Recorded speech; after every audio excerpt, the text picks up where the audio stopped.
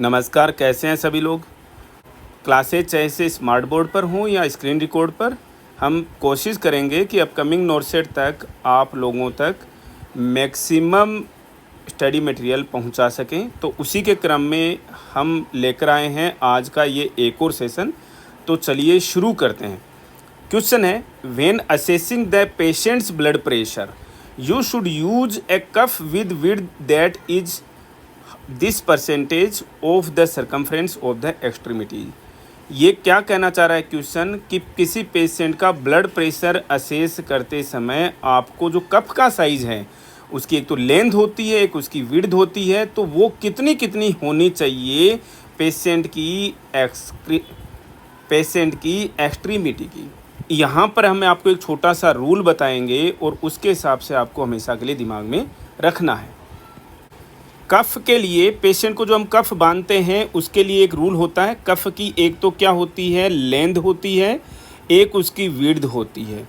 तो इसके लिए एक रूल है और वो रूल क्या कहता है, 80-40 का रूल है। वो क्या रूल है, 80-40।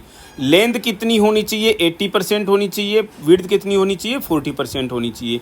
ये किसकी होनी चाहिए, 80% और 40% किसकी होनी चाहिए, ये होनी चाहिए पेशेंट की जो एक्सट्रीमिटी है उसकी सरकमफ्रेंस जितनी भी है उसकी ये होनी चाहिए। समझ में आया आपको। पेशेंट की एक्सट्रीमिटी की जो सरकमफ्रेंस है उसका 80% जो है वो कफ की लेंथ होनी चाहिए, उसका 40% जो है वो पेशेंट के जो कफ लगा रहे हो आप, बीपी कफ जो लगा रहे हो, उसकी विड्थ होनी चाहिए।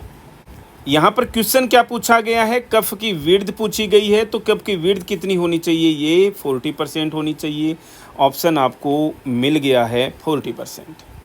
एक क्वेश्चन और देखते हैं। A patient with an abdominal aortic aneurysm is admitted in preparation for surgery, which finding should be reported to the doctor. Patient किसका है, एब्डोमिनल एओर्टिक एन्यूरिज्म का पेशेंट है। इसको सर्जरी के लिए पोस्ट किया गया, इसकी सर्जरी होनी है। तो इनमें से कौन सी फाइंडिंग जो है आप डॉक्टर को रिपोर्ट करोगे। देखिए, पहली फाइंडिंग में WBCs का जो काउंट है वो 14,000 पर क्यूबिक मिलीमीटर आ गया। नॉर्मल कितना होना चाहिए, 11,000 से ज़्यादा है, मोर देन 11,000 है। इसका मतलब 11,000 से ज़्यादा है। ये किसको इंडिकेट कर रहा है, इन्फेक्शन को इंडिकेट कर रहा है। पेशेंट सर्जरी के लिए पोस्ट नहीं किया जा सकता ऐसी कंडीशन में। पे इसको होल्ड कीजिएगा। देखते हैं और भी ऑप्शन हम चेक करेंगे। Auscultation of abdominal bruit, abdominal bruit जो हैं वो सुने जा रहे हैं किस में, जब आप स्टेथ लगा करके पेशेंट को सुन रहे हो तो एब्डोमिनल ब्रूट एक्चुअल में क्या होते हैं, ये एक तरीके की टर्बुलेंस साउंड्स हैं। क्या है, टर्बुलेंस साउंड्स हैं। जो एरोप्लेन में झटके वाली साउंड्स आती हैं उस तरीके की टर्बुलेंट साउंड्स हैं। ये कहाँ पर फील होती हैं, कहाँ पर सुनी जाती, फील नहीं, कहाँ पर सुनने को मिलेंगी, ये आपको सुनने को मिलेंगी आउटसाइड द हार्ट। हार्ट के अंदर नहीं, हार्ट के बाहर में सुनने को मिलेंगी। अगर हार्ट के अंदर सुनने को मिलती तो हमें इसे मरमर बोलते, ठीक है ना। एबनॉर्मल है, हार्ट के अंदर सुनने को मिलती तो उसे मरमर बोलते हैं। हार्ट के बाहर सुनने को मिल रही है तो इसे हम एब्डोमिनल ब्रूट बोलते हैं। लेकिन ये जो है नॉर्मल कंप्लेंट्स हैं किसकी, एब्डोमिनल एओर्टिक एन्यूरिज्म के पेशेंट में ब्रूट और लोअर बैकएक। इसका मतलब इसके साथ में तो डॉक्टर को रिपोर्ट करने की कोई कहीं ज़रूरत ही नहीं है, क्योंकि हर एक पेशेंट में होती है, ऐसा कुछ स्पेशल है नहीं, उसी के लिए सर्जरी की जा रही है। तो ये दोनों ऑप्शन ही इनकरेक्ट हैं। लास्ट ऑप्शन देख लेते हैं, प्लेटलेट काउंट ऑफ 1,75,000 पर क्यूबिक मिलीमीटर। ये भी नॉर्मल काउंट से है, इसलिए इसको भी रिपोर्ट करने की ज़रूरत नहीं है। रिपोर्ट किया जाएगा क्या, WBCs का जो काउंट है वो 14,000 पर क्यूबिक मिलीमीटर से ज़्यादा आ रहा है, ये रिपोर्ट किया जाना चाहिए डॉक्टर को। बहुत इंपॉर्टेंट क्वेश्चन है ये भी। नेक्स्ट क्वेश्चन देखिए, you identify ventricular tachycardia on the cardiac monitor. The patient has a pulse rate of 160 per minute with a regular rhythm, you should give priority to. देखो, सबसे पहली बात नोट कीजिएगा, patient को क्या हो रहा है, VT वेंट्रिकुलर टेकिकार्डिया, और वो भी कितना जा रहा है, 160 पर मिनट। लेकिन जो रिदम जो है वो क्या है, रेगुलर है। तीन चीज़ें हमने यहाँ पर नोट की हैं। अब आप किस चीज़ को प्रायोरिटी देंगे, ऑप्शंस देखने पड़ेंगे। Administering atropine sulphate, atropine sulphate हमने ऑलरेडी पढ़ाया है आपको, डिटेल वीडियो जाके देखिएगा, डिस्क्रिप्शन बॉक्स में दिखा रखा है। एट्रोपिन किस केस में देते हैं? ब्रेडिकार्डिया में देते हैं। यहाँ क्या हो रहा है? टेकीकार्डिया हो रहा है। रेट भी यहाँ पर दिखा रखा है, ऑप्शन गलत है। नेक्स्ट ऑप्शन देखिए, requesting a state potassium level. Potassium level को चेक करने का वीटी से कोई दूर दूर तक रिलेशन नहीं है, इसलिए ये ऑप्शन भी गलत है। एडमिनिस्ट्रिंग एमियोडेरोन, जी होल्ड कीजिएगा ऑप्शन को, एमियोडेरोन जो है वो टेकीकार्डिया में दिया जाता है। डिसरिदमिया, ये एक तरीके का अरिदमिया का टाइप है, डिसरिदमिया का टाइप है, तो इन केसेज में एमियोडेरोन जो है वो दिया जाता है।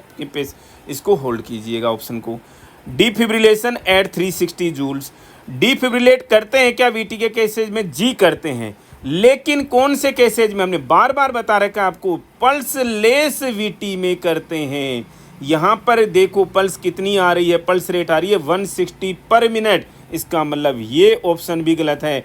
डिफिब्रिलेशन के दो इंडिकेशंस हैं, एक वीटी एक VF, ventricular tachycardia, ventricular fibrillation, लेकिन वीटी भी कैसा? पल्स लेस वीटी, जिसमें आपको पल्स नहीं मिल रही हो पेशेंट की। ऑप्शन करेक्ट क्या हो गया? एमियोडेरोन दिया जाएगा पेशेंट को। नेक्स्ट क्वेश्चन है, patient is being monitored using a central Venus pressure monitor.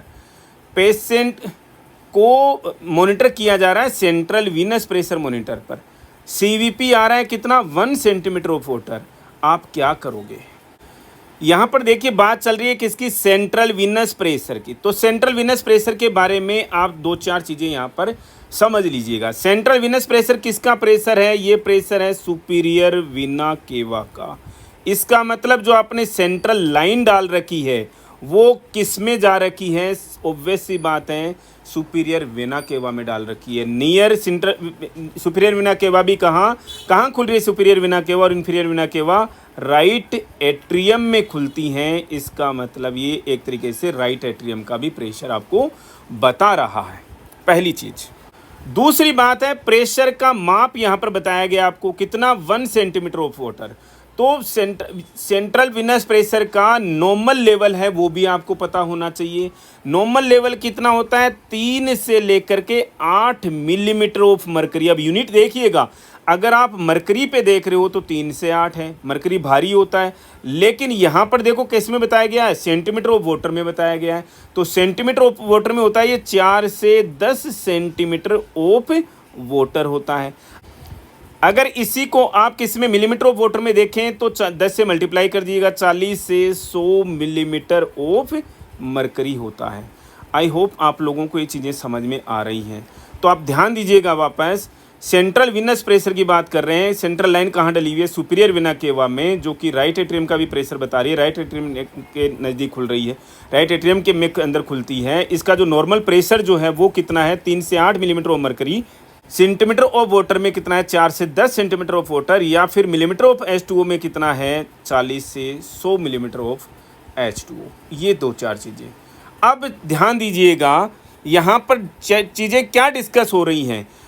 ये देखिए क्या कितना आ रहा है? यहाँ पर दिखा के ना 1 सेंटीमीटर ऑफ वाटर कितना होना चाहिए? नॉर्मल में 4 से 10 सेंटीमीटर होना चाहिए। इसका मतलब क्या है?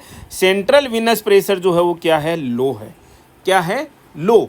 और लो सेंट्रल वीनस प्रेशर किसको बताता है? हाइपोवोलीमिया को बताता है। कैसे चीज़ें हमने ऑलरेडी डिस्कस कर रखी हैं, यानी कि वेन्स के अंदर वीनस प्रेशर है, वेन्स के अंदर वॉल्यूम ही कम है, तो भी प्रेशर आएगा कहाँ से?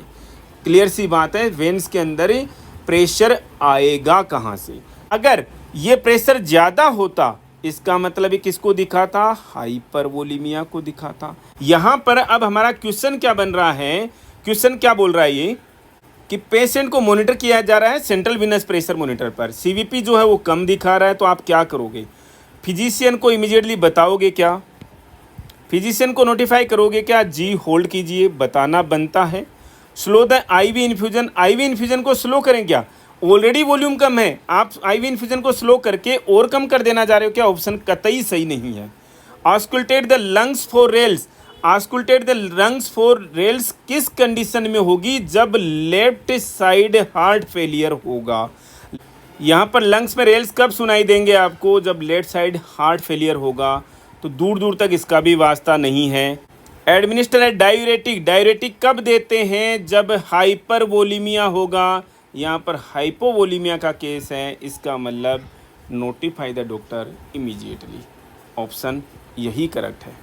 नेक्स्ट क्वेश्चन नोट कीजिएगा। You are evaluating the patient's pulmonary artery pressure. Patient का पल्मोनरी आर्टरी प्रेशर आप देख रहे हैं। You are aware that PAP evaluates. आप अवेयर हो कि पीएपी जो है वो क्या बताता है, पैप जो है वो क्या बताता है। डिस्कस करेंगे हम इसको भी लेंथ में।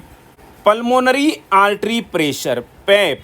पैप जो है वो किसका प्रेशर है? पल्मोनरी आर्टरी का प्रेशर है। पहली चीज़ तो आप ये नोट कीजिएगा। दूसरी बात, पल्मोनरी आर्टरी के बारे में क्या क्या बताता है? ये इसका सिस्टोलिक प्रेशर भी है, ये इसका डायस्टोलिक प्रेशर भी बताता है, ये इसका मीन आर्टीरियल प्रेशर जो है वो भी मीन प्रेशर भी जो है वो बताता है। मीन आर्टीरियल प्रेशर होता है जैसे नॉर्मल बीपी में, वैसे इसका ये मीन प्रेशर भी बताता है। पल्मोनरी आर्टरी प्रेशर, पैप जो है वो सिस्टोलिक, डायस्टोलिक और मीन प्रेशर तीनों के बारे में बताता है। नॉर्मल जो है वो एट रेस्ट, रेस्ट पर कितना होता है? 8 से 20 मिलीमीटर ऑफ मरकरी होता है। समझिएगा, जो वेज प्रेशर होता है, पल्मोनरी आर्टरी वेज प्रेशर और होता है एक पल्मोनरी आर्टरी वेज प्रेशर, ठीक है। ये प्रेशर जो है वो अलग होता है। ये कितना होता है? 4 से 12 मिलीमीटर ऑफ मरकरी होता है। इसको भी आप नोट करके रखिएगा। अब चीज़ें दिमाग में रखने वाली हैं। पैप या तो क्या हो सकता है? हाई हो सकता है या लोअर हो सकता है। हाइपरटेंशन यानी पल्मोनरी आर्टरी प्रेशर जो है वो हाई है, तो उस कंडीशन में हम इसको क्या बोलेंगे? पल्मोनरी हाइपरटेंशन बोलते हैं। अब किस प्रेशर को आप पल्मोनरी हाइपरटेंशन बोलोगे? अगर ये pulmonary artery pressure more than 25 millimetre of mercury है। किन केसेज में? रेस्ट पर और एक्जर्शन पर या एक्टिविटी में more than 30 millimetre of mercury है, तो ये केस हो गया किसका? पल्मोनरी हाइपरटेंशन का केस हो गया है। अब जो क्वेश्चन है वो इससे अलग है, थोड़ा सा और नोट कर लेते हैं, थोड़ी सी चीज़ें और नोट कर लेते हैं। पल्मोनरी आर्टरी प्रेशर को रिकॉर्ड करने के लिए क्या यूज किया जाता है? कैथेटर यूज किया जाता है, जिसे हम बोलते हैं स्वान गेंज कैथेटर। स्वान गेंज कैथेटर, समझ रहे हो? और ऐसा कैथेटर होता है, इसके अंदर ये 5 पोर्ट्स लगे हुए होते हैं अलग अलग काम के लिए। क्वेश्चन पे चलिए। You are aware that PAP evaluates pressure in the left ventricle.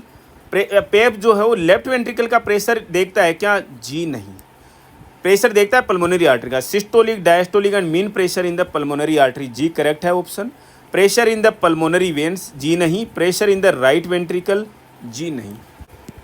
यहाँ पे इसके लिए राइट वेंट्रिकल के लिए कंफ्यूज मत हो जाइएगा। Right atrium, right ventricle, pulmonary artery जो है वो यहीं से जा रही है, तो लेकिन ये राइट वेंट्रिकल का प्रेशर नहीं देख रहा है, ये इस पल्मोनरी आर्टरी का प्रेशर देख रहा है। तो पल्मोनरी आर्टरी का सिस्टोलिक, डायस्टोलिक और मीन प्रेशर ये बताता है।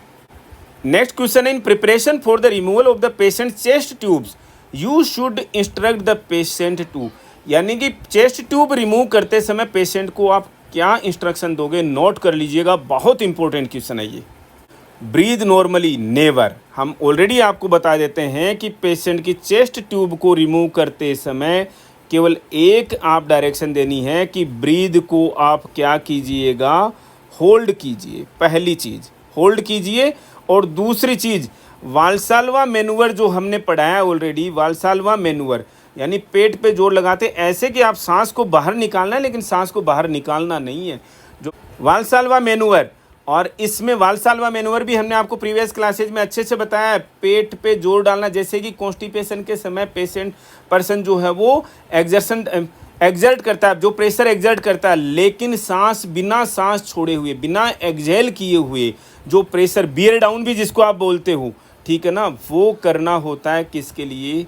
चेस्ट ट्यूब को रिमूव करते समय, ताकि चेस्ट ट्यूब इजीली रिमूव हो सके। Next question is, an elderly patient has been taking 80 milligram of furosemide Lasix twice a day. You note that the patient's most recent potassium level is 2.5 मिलीक्यूलेंट पर litre. You should. Patient को क्या दिया जा रहा है? Furosemide Lasix दिया जा रहा है 80 मिलीग्राम ट्वाइस अ डे चल रहा है। फ्यूरोसिमाइड क्या है? लूप डायूरेटिक है। लूप डायूरेटिक है। लूप डायूरेटिक्स का एक साइड इफेक्ट होता है, वो क्या है? हाइपोकेलिमिया। पोटेशियम का लेवल कम आ जाता है क्योंकि ये पोटेशियम के एक्सर्शन को बढ़ाता है।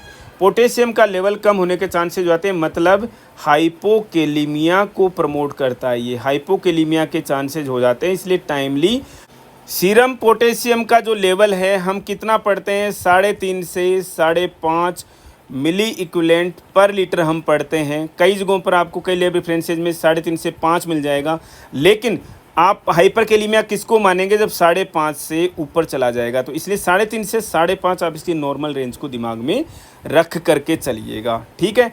ये क्या कोज करता है? हाइपोकेलिमिया। हाइपोकेलिमिया का मतलब क्या हुआ? सीरम पोटेशियम लेवल कितना आ गया?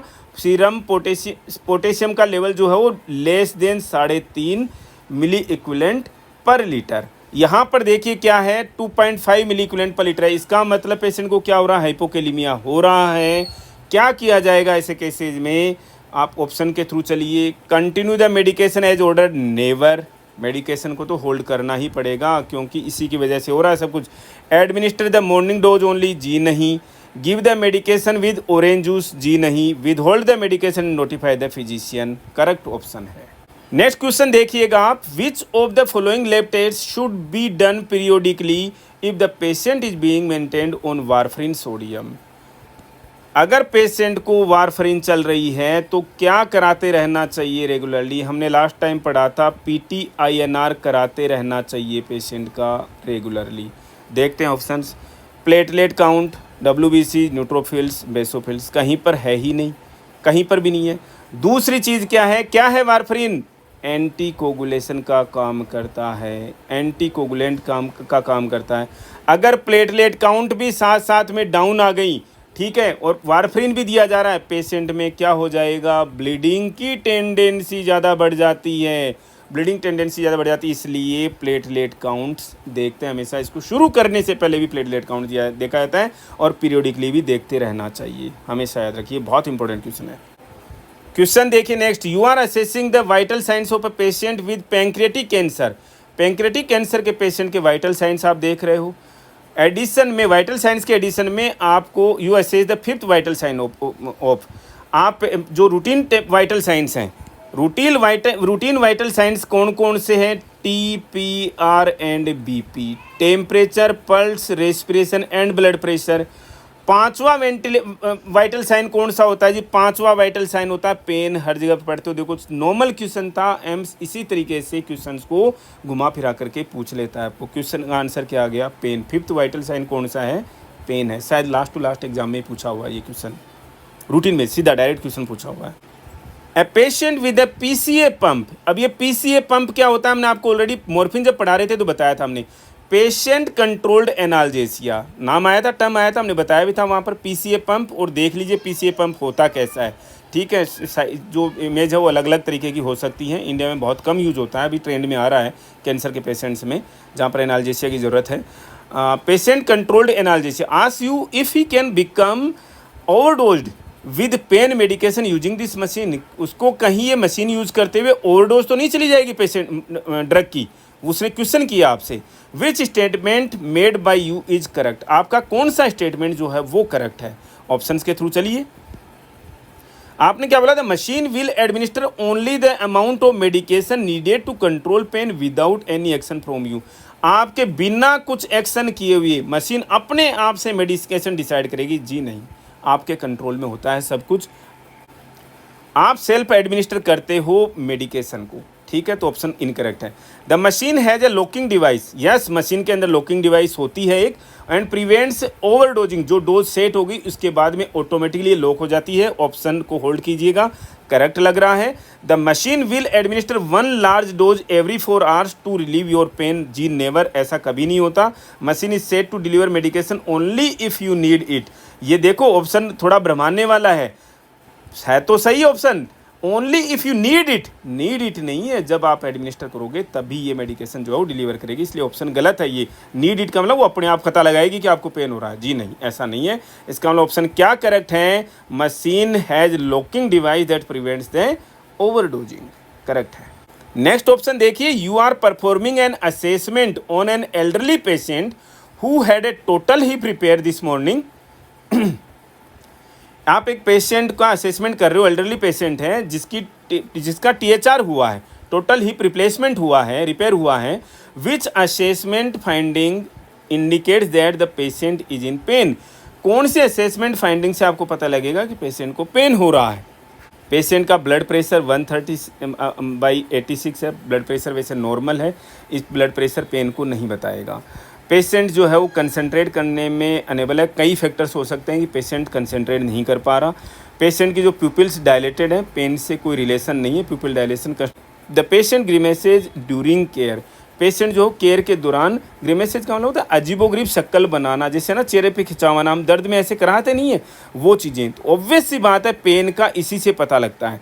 आपका पेन का पेशेंट की ग्रीमास से ही पता लगेगा आपको पेन का, कि यार पेशेंट को पेन हो सकता है। बहुत सिंपल क्वेश्चन है लेकिन एग्जाम्स के लिए इम्पोर्टेंट भी है।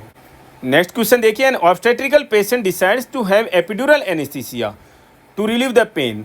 पेशेंट को, ऑब्स्टेट्रिकल पेशेंट है और एपिड्यूरल एनेस्थीसिया दिया जाना है लेबर के दौरान, डिलीवरी के दौरान में। Following administration of the epidural anaesthesia you should monitor the patient for, यानी कि पेशेंट को एपिड्यूरल एनेस्थीसिया दे दिया गया, उसके बाद में पेशेंट को किस चीज़ के लिए मॉनिटर किया जाना चाहिए? एपिड्यूरल एनेस्थीसिया यानी एक तरीके का क्या है, स्पाइनल एनेस्थीसिया है। ये स्पाइनल एनेस्थीसिया से थोड़ा सा अलग है। एपिड्यूरल स्पेस में जो ड्रग दी जाती है, ड्रग कहाँ दी जाती है? एपिड्यूरल स्पेस में दी जाती है। स्पाइनल ड्रग जो है वो कहाँ पर दी जाती है? सब एरेक्नोइड स्पेस में दी जाती है। दोनों में एक तो ये डिफरेंस नोट कीजिएगा जहाँ पर CSF आता है, ठीक है, ये एपिड्यूरल स्पेस में दिया जाता है। दूसरी चीज़ आप नोट कीजिएगा कि एपिड्यूरल एनेस्थीसिया देने के बाद में दो चीज़ें हो सकती हैं, एक तो ये BP गिरा सकता है, दूसरा ये रेस्पिरेशन का डिप्रेशन भी कोज करता है। BP पर बात करेंगे, रेस्पिरेशन का डिप्रेशन जो है वो क्यों से कोज होता है? अगर जो स्पाइनल एपिड्यूरल एनेस्थीसिया जो हो हाई चला गया, हाई का मतलब हायर लेवल पे चला गया एंड डायफ्राम से भी ऊपर आ गया, डायफ्राम से ऊपर आ गया तो मतलब डायफ्रामेटिक मसल्स को काम करने से रोकेगा। डायफ्रामेटिक मसल्स का रेस्पिरेशन में रोल है, इसलिए रेस्पिरेटरी डिप्रेशन कोज करता है। BP जो है वो पोस्चरल BP होता है, ये इतना सिग्निफिकेंट नहीं है इस केस में, ठीक है। ऑप्शन देखेंगे कि किसको टिक करना है आपको, सीजर्स, जी नहीं, सीजर्स नहीं आते इससे। पोस्चरल हाइपरटेंशन, ऑप्शन को होल्ड कीजिएगा। रेस्पिरेटरी डिप्रेशन, यस, ये इससे ज़्यादा इंपॉर्टेंट है, यहाँ पर प्रायोरिटी का सब्जेक्ट है। हीमेचूरिया, जी दूर दूर तक हीमेचूरिया कोज नहीं करता, दूर दूर तक सीजर्स कोज नहीं करता। पोस्चरल हाइपरटेंशन और रेस्पिरेटरी डिप्रेशन दोनों कोज करता है, लेकिन रेस्पिरेटरी डिप्रेशन जो है उसके लिए आप पेशेंट को मॉनिटर करोगे कि पेशेंट का रेस्पिरेशन कहीं गिर तो नहीं रहा है, ठीक है। नेक्स्ट क्वेश्चन और देखिए, continuous bladder irrigations are ordered for a patient following a TURP। The purpose of continuous bladder irrigation is to, पहले जान लीजिए TURP क्या होता है। TURP क्या होता है? ट्रांस, T का मतलब होता है ट्रांस, U का मतलब यूरिथ्रल, यानी यूरिथ्रा से होते हुए, trans urethral resection of prostate, ठीक है। पहली बात तो ये समझ लीजिएगा कि ये होता क्या है, trans urethral resection of prostate. उसके बाद में किसी पेशेंट का हो गया और उसका कंटिन्यूअस ब्लड इरिगेशन किया जा रहा है, ठीक है। किस लिए, आपका पर्पज क्या है, आपका ऑब्जेक्टिव क्या है, क्यों किया जा रहा है? अब देखिए, ये एक TUR सेट होता है, इसको TURP सेट भी बोलते हैं। इसकी इमेज आप देख लीजिएगा, ये सेम एक तरीके से IV सेट की तरह से ही होता है, देखिए। लेकिन नोट कर लीजिएगा, यहाँ पर डिफरेंस नोट कीजिएगा। यहाँ पर देखिए दो, ये जो आप बोतल में, IV की जो बोतल में जो लगाते हो, इंसर्ट करते हो, NS की बोतल के साथ में, नॉर्मल सेलाइन की बोतल्स के साथ में इसको अटैच किया जाता है। ज़रूरी नहीं है कि 2 में लगाओ, 5-5 लीटर की, 3-3 लीटर की बोटल्स आती हैं इरिगेशन के लिए, जिसको हम आर्द्रोस्कोपी में भी यूज़ करते हैं, अदर सर्जरीज में भी यूज़ करते हैं, लेब सर्जरीज में, इस TUR सेट को। इसलिए आप इसको ये मत समझिएगा कि ये TUR सेट जो ट्रांसयूरिथ्रल रिसेक्शन पर प्रोस्टेट में ही यूज़ हो रहा है, इरीगेशन में यूज़ हो रहा है ये चीज़। अब देखो, थोड़ा सा हटके हम बात कर रहे हैं, यहाँ से क्वेश्चन पे आएंगे वापस। ये 2 में लगा दिया या इसको काट करके आपने इसकी लेंथ बढ़ाने के लिए 1 में ही कर दिया, पहली चीज़। यहाँ पर देखिए स्टॉपर लगा हुआ है, इसके बाद में ये जिसके भी थ्रू आपको अंदर इरिगेट करना है उस डिवाइस से जोड़ दिया जाता है। पहली चीज़ जो कि मैक्सिमम किसके इंस्ट्रूमेंट्स है, ये किसके इंस्ट्रूमेंट के साथ में अटैच होगा, जो लेपेरोस्कोपी के जो इंस्ट्रूमेंट्स होते हैं उनके साथ में ये अटैच हो जाता है। ये होता है TUR सेट। हमने आपको एमसी नोट सेट में इमेज बेस्ड क्वेश्चन के हिसाब से ये बता दिया है, और यहाँ पर आप इसको बार बार ठीक से नोट कर लीजिएगा, इस इमेज को ठीक से देख लीजिएगा, कोई कन्फ्यूजन आपको नहीं होना चाहिए। क्वेश्चन पे हम वापस आएंगे कि ये TURP के बाद में आपने ब्लड इरिगेशन कर रहे हो, इसी से कर रहे हैं, क्यों कर रहे हो, क्या पर्पज है? Prevent formation of blood clots. Yes, जम रहा है भाई, ब्लड क्लोटिंग को रोकने के लिए ही हम करते हैं। नेक्स्ट ऑप्शन पे चलेंगे, एडमिनिस्टर इंट्रावेसिकल मेडिकेशन। जी नहीं। प्रिवेंट पोस्ट ऑपरेटिव पेन, दूर दूर तक कोई मतलब नहीं इरिगेशन का। मेंटेन ब्लेडर टोन, जी नहीं, दूर दूर तक मतलब नहीं है ब्लेडर की टोन मेंटेन करने का। कोई क्लॉट बन गया है या क्लॉट बनने वाला है, उससे रोकने के लिए ही हम क्या करते हैं, ये TUR यूज करेंगे ब्लड इरिगेशन में। लास्ट में एक बहुत डिफरेंट क्वेश्चन नोट करते हैं, देखते हैं। A child is hospitalized with the diagnosis of lead poisoning. Lead poisoning के लिए बच्चे को हॉस्पिटलाइज किया गया, and chelation therapy is prescribed. You caring for the child should prepare to administer which medication. आप देख रहे हो बच्चे को, तो कौन सी मेडिसिन आप तैयार करोगे? देखिए, जब कभी भी लेड पॉइजनिंग का केस आता है तो आप उसके लिए किलेशन थेरेपी आप दी जाती है। यहाँ पर लिख भी दिया उन्होंने। किलेशन थेरेपी के अंदर EDTA ड्रग्स दी जाती हैं, और EDTA ड्रग्स में कौन सी ड्रग है? कैल्शियम डाइसोडियम एडिटेट जो ड्रग है वो दी जाती है। इसके अलावा भी कोई ड्रग है क्या? जी है। ड्रग का नाम क्या होता है? British anti Lewisite. British anti Lewisite, ये दोनों की दोनों जो ड्रग्स हैं EDTA, calcium disodium edetate and British anti Lewisite, ये जो ड्रग्स हैं वो किलेशन थेरेपी का ही पार्ट है। किसके लिए दी जाती हैं? लेड थेरेपी के लिए दी जाती है। अब दूसरी बात, ये ड्रग करती क्या काम है? क्या लेड के इफेक्ट को ख़त्म करती हैं क्या? जी नहीं, ये लेड को बॉडी से बाहर निकालती हैं, सर्कुलेशन से बाहर करती हैं। नोट कीजिएगा, ये भी क्वेश्चन आ जाता है एग्जाम्स के अंदर कि क्या लेड को बाहर निकालती हैं या फिर लेड के इफेक्ट को ख़त्म करती है, लेड को बाहर का रास्ता दिखाती हैं। ठीक है, कितना लेड की मात्रा हो जाए ब्लड के अंदर, सीरम के अंदर, तो वो इमीडिएट मेडिकल अटेंशन चाहिए। मोर देन 70 माइक्रोग्राम पर डेसीलीटर पर 100 ml से ज़्यादा हो जाए तो लेड की मात्रा किसमें? सीरम में, ब्लड के अंदर 70 माइक्रोग्राम पर डेसीलीटर से ज़्यादा हो जाए तो क्या है? लेड खतरनाक है, इमीडिएट मेडिकल अटेंशन चाहिए, लेड पॉइजनिंग हो गई है। सबसे ज़्यादा इफेक्ट किस पे डालेगा ये लेड? एक तो CNS पर, दूसरा किस पर? RBCs पर। नोट कीजिएगा, CNS को सबसे ज़्यादा अफेक्ट करता है, उसके अलावा RBCs को डिस्ट्रॉय करता है, एनीमिया कोज करेगा। अब क्वेश्चन के आंसर्स पे आते हैं। क्या देंगे आप? आइपिकेक सिरप नहीं देते। एक्टिवेटेड चारकोल, जी नहीं। सोडियम बाइकार्बोनेट, जी नहीं। हमने ड्रग का नाम पहले ही बता दिया आपको, एडिटेट यानी EDTA या फिर ब्रिटिश एंटी लूसिड देते हैं ऐसे केसेज में, लेड पॉइजनिंग के केसेज में, किलेशन थेरेपी के केसेज में। आज के इस सेशन में इतना ही, मिलते हैं नेक्स्ट अपडेट के साथ। Thank you.